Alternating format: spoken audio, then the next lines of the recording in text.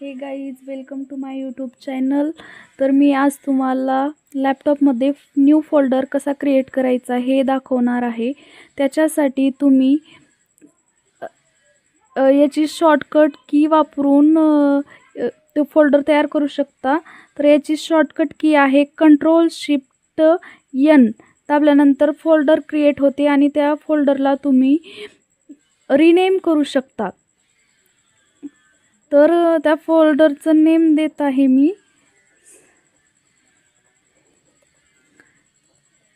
हे first way झाला या फोल्डर कसा क्रिएट करायचा. आता मी सेकंड वे सांगणार आहे.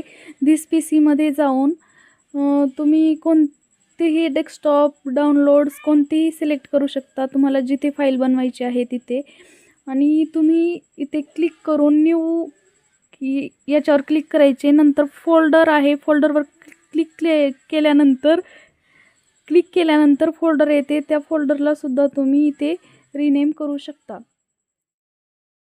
हा व्हिडिओ तुम्हाला यूजफुल वाटला तर लाईक, शेअर अँड सबस्क्राईब करा. थँक्यू.